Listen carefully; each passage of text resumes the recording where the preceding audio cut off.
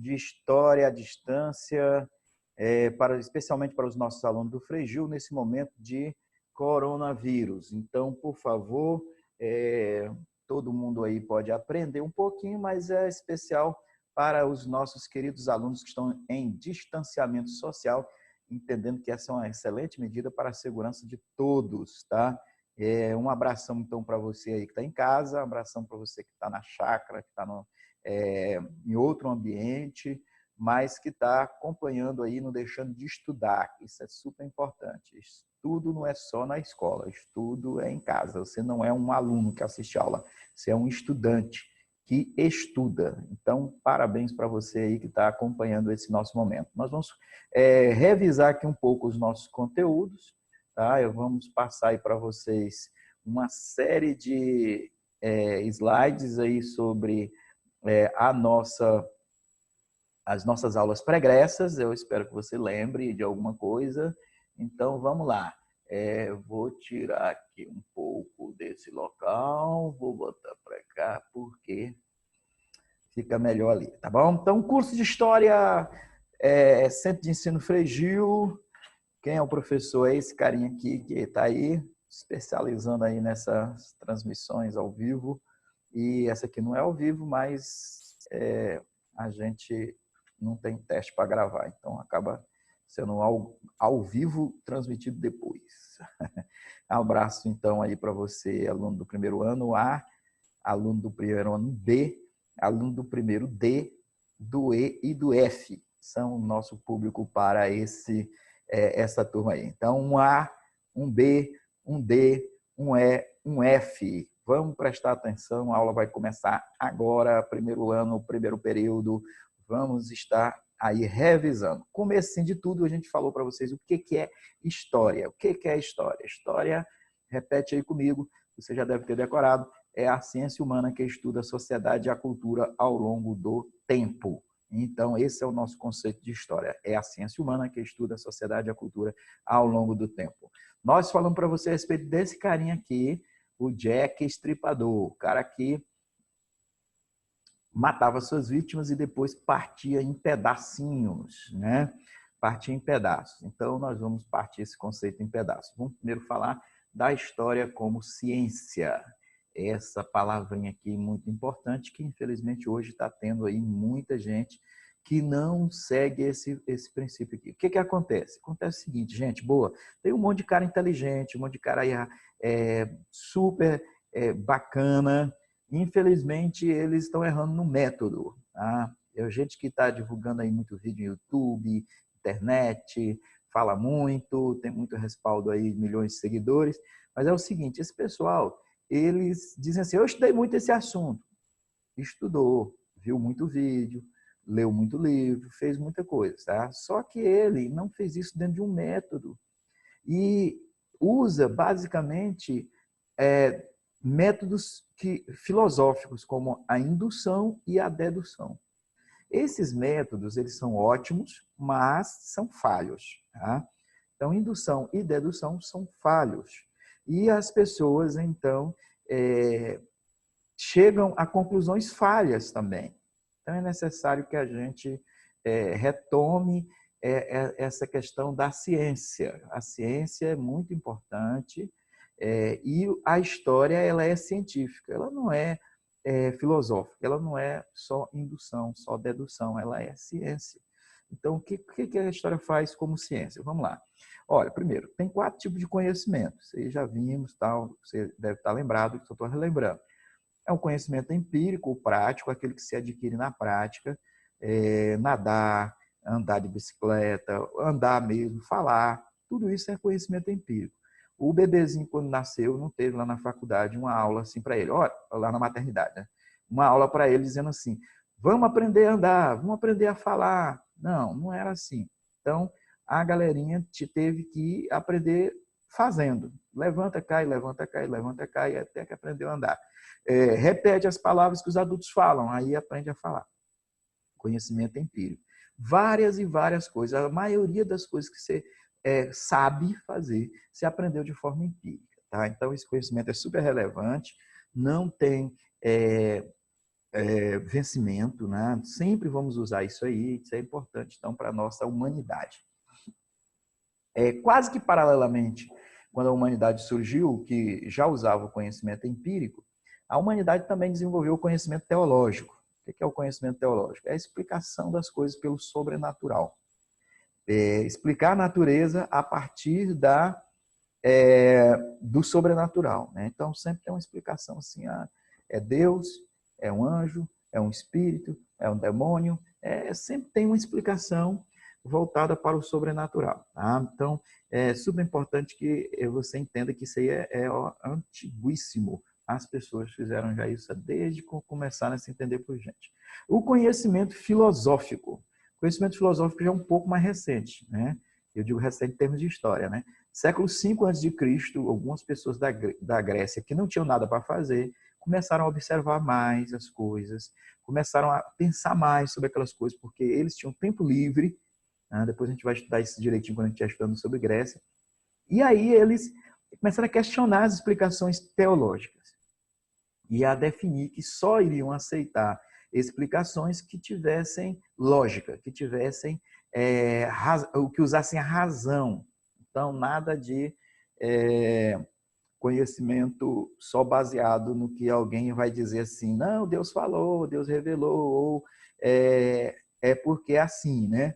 Então, não precisamos de lógica, precisamos de explicação, precisamos de raciocínio. Então, esses carinhas, eles inovaram bastante nesse negócio aí. É óbvio que isso aí vai marcar muito a nossa história a partir daquele momento, mas é preciso que se diga o seguinte, o conhecimento filosófico sempre esteve um pouco restrito. Ele não foi o conhecimento de massas.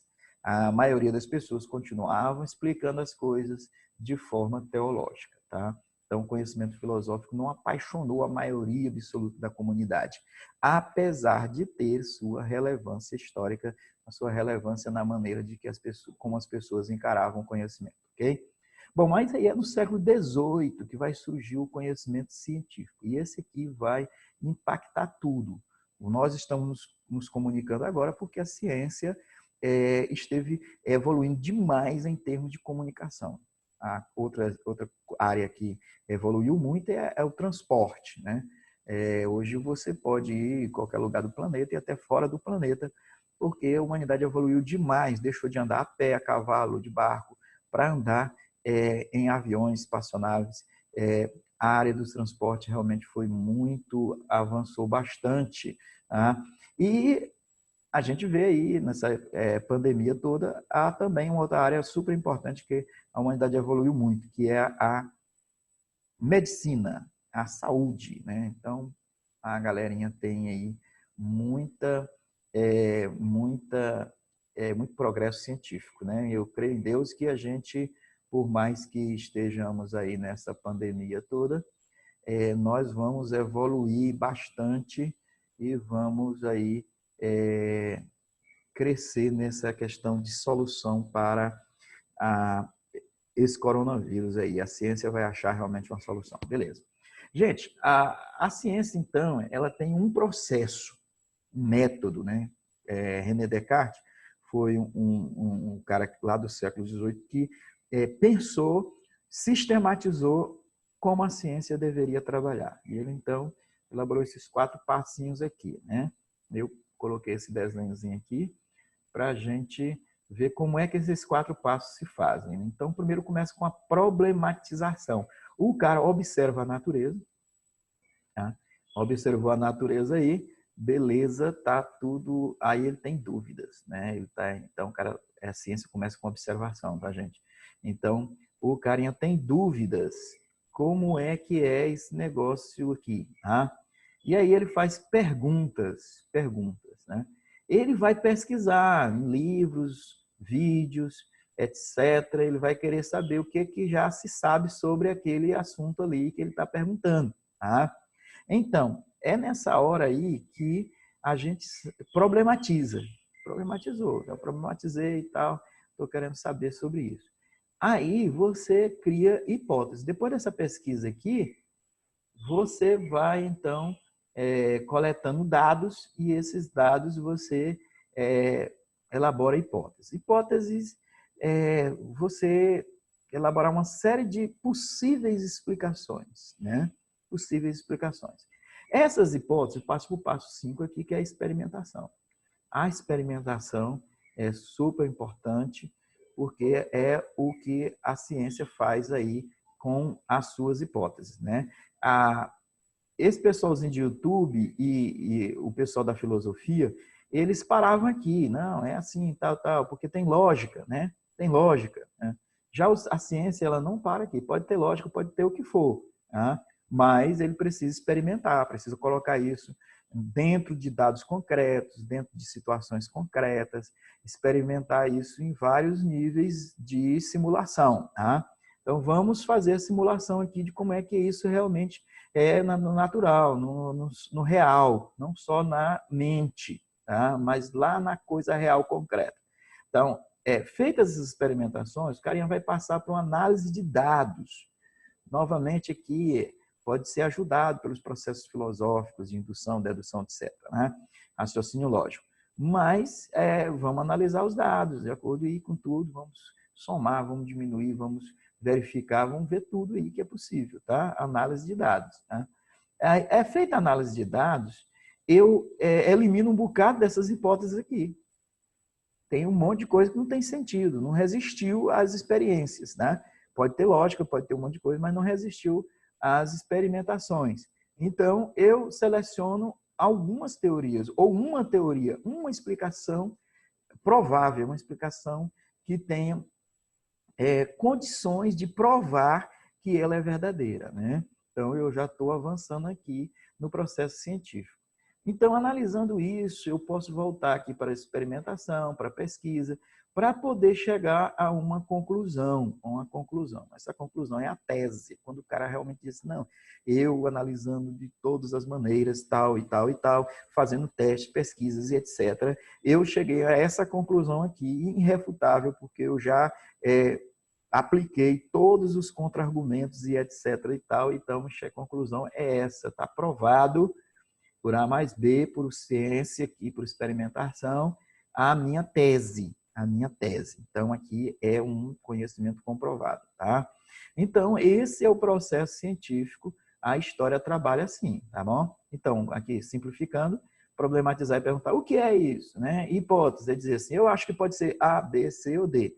Teoria é dizer assim, olha, é provável que D, a opção D, seja mais coerente, a mais aplicável, né? Porque as outras não dá para eu provar, não dá para eu saber, tá? A tese é dizer assim, eu provei que a D realmente é a correta, tá? Tá provado, tá fechado, é isso e aquilo mesmo, tá beleza? Bom, então, história é uma ciência. Mas a história não é uma ciência qualquer, tá? A história é uma ciência humana. A história é uma ciência humana. Então, como ciência humana, a história tem diferença, né? Tem a ciência, as ciências exatas e as ciências humanas, né? As ciências exatas, elas são fixas, elas são exatas, né? Para usar aí a coisa legal, né? Então, 2 mais 2, 2 mais 2 é 4. No Brasil, na China, nos Estados Unidos, na Europa. 2 mais 2 é 4 e não vai mudar. Há 10 mil anos atrás era 4, daqui a 10 mil anos no futuro vai continuar sendo 4. Então, por isso ela é exata. Tá? Já a história, ela tem o elemento humano sempre intervindo aí. Né? Você tem uma interpretação que depende de quem é que está escrevendo a história. Por exemplo, os vencedores falam da história de um jeito, os perdedores vão falar da história de outro jeito. Quem é do Brasil fala da história de um jeito, quem é de Portugal fala da história de outro jeito, quem é dos Estados Unidos fala de um jeito, quem é do resto do mundo fala de outro jeito. Né? Quem é da China fala de um jeito, quem é do outro país fala de outro jeito. Então, o componente humano é super importante. E o mais interessante é que uma coisa, hoje, ela é considerada verdadeira e daqui a 10 anos, 20 anos, 50 anos, 100 anos, 1000 anos, vai ser considerada ultrapassada, né? Porque a história ela é relativa, ela vai formulando as suas teses e depois, mas deixa aberta a possibilidade para se reconduzir àquela afirmação ali, né? Então, história é uma ciência que depende do componente humano. Tá? E enquanto ciência humana, a história tem dois objetos de estudo. Tá? A história estuda sociedade e a história estuda cultura.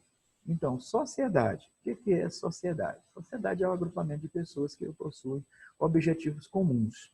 Essa definição mais moderna, há um tempo atrás, o pessoal botava a questão do território aqui no meio. Né? Agrupamento de pessoas que vivem no mesmo território, tal, possuem objetivos em comum, língua, tal, essas coisas. Hoje em dia, a dinâmica também afetou essa questão do território, né? E eu acredito que no futuro nós vamos ficar cada vez mais globalizados e essa questão de território vai ficar um pouco obsoleta, vai ficar ultrapassada, tá bom?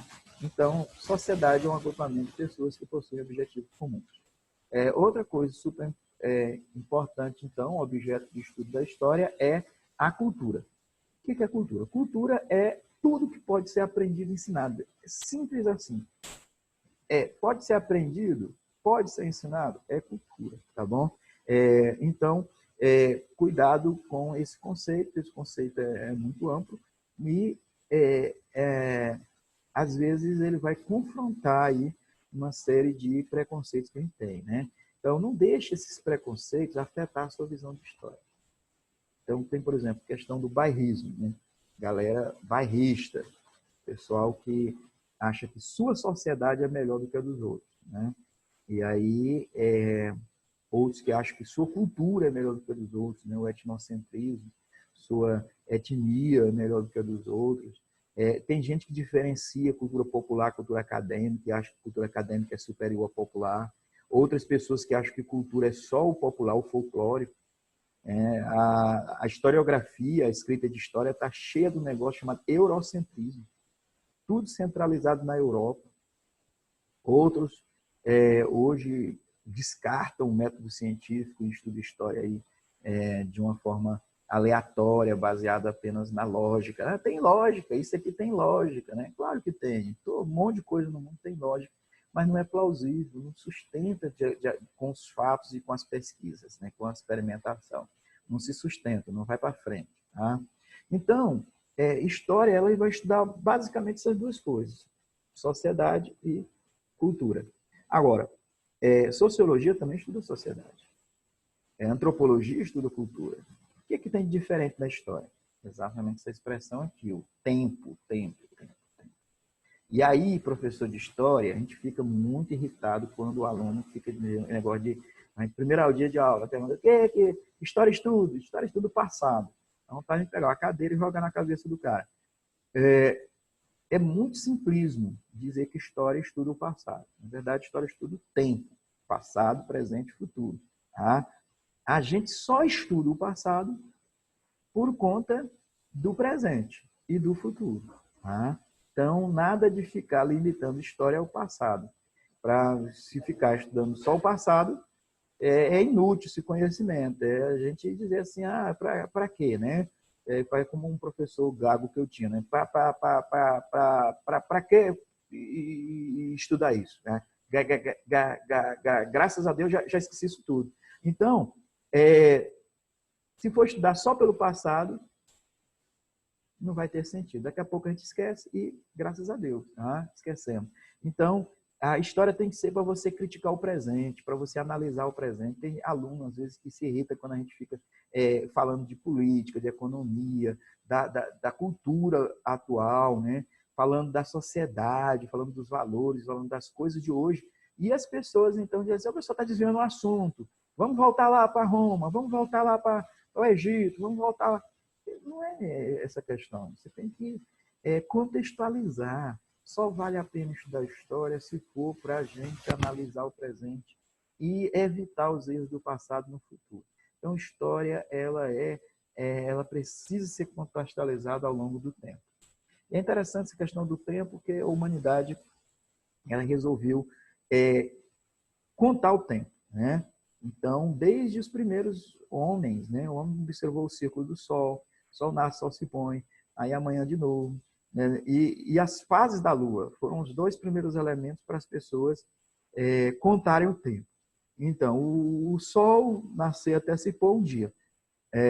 Virou a noite, no outro dia de novo. Então, outro dia, né? E a lua marca a semana. Então, cada fase da lua, né? Então, as pessoas se orientavam assim, olha, daqui a tantas luas cheias, a gente se encontra. Ou a gente vai ver de novo essa coisa acontecendo de tantas e tantas luas. Né? Cada vez que tem lua, isso tem tal, tal, tal, tal. Então, o cara ficou marcando o tempo. Né? E ao longo do ano, ele marcou as estações. Então, pelo jeito como a natureza, o clima, as coisas estavam variando, ele começa a identificar que existe um ciclo nisso aí. Então, o cara aprendeu com o Sol, com a Lua e com as estações do ano a marcar dia, semana, ano. Tá? E isso tudo aí as pessoas organizaram calendários. Aqui você tem na tela um calendário romano, que é baseado na Lua, né? Tem os meses do ano aí entre os romanos, e está aí como eles se organizavam dependendo da fase da Lua. Né? Era um calendário lunar.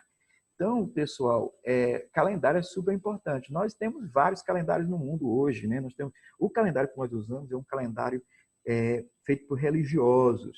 Papa Gregório o Grande, que encomendou seus cientistas esse nosso calendário de hoje. Por isso, o marco zero dele é o nascimento de Cristo. Tá? E o pessoal até errou. Essa data aí, o ano zero não foi o ano que Jesus nasceu, mas isso é outra discussão. Então, mas para efeito de calendário, é o marco inicial, é o ano do nascimento de Jesus. Por isso que ele é um calendário cristão, um calendário ocidental, é um calendário muito marcado pela religião cristã. Então, antes de Cristo, os anos são contados de forma decrescente, né? Que essa seta para trás é decrescente. E sempre será obrigatório registrar o AC, que é antes de Cristo, né? É para identificar que essa data é antes de Jesus nascer. Tá? E depois de Cristo, os anos são contados de forma crescente. Tá? E aí não é obrigatório colocar DC depois de Cristo, a não ser que seja muito pertinho ali do ano 100, ali para a gente poder ficar mais ligado de que é o comecinho da nossa era. Tá? E a gente usa muito a questão do século. Século, tá aqui o século. De 1 a 100, século 1, e sempre lembrar que século escreve com algarismo romano, tá? Então, sempre vamos ajudar nessa questão aí, algarismo romano para usar século. Então, de 100 em 100 anos. 101 a 200 é o século 2, né? Nós estamos no ano 2020, nós estamos no século 21, que começou no ano 2001 e vai até o ano 2100, tá? Como calcular os séculos? É simples, tem uma regra fácil. Se terminar em 00, os dois primeiros números aqui é o século, tá? Século 20. Se terminar diferente de 00, você acrescenta mais um aqui nesse número que tem aqui e vai dar o século que você está aí estudando, tá beleza? Então, beleza, nós vamos encerrar esse momento aqui.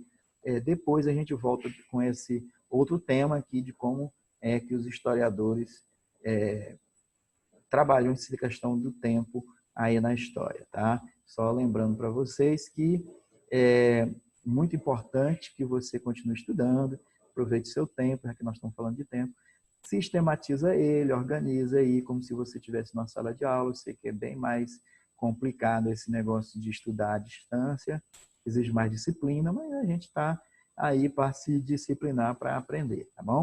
Um abração a todos e que Deus abençoe aí, tenhamos um bom tempo de estudos. Tchau!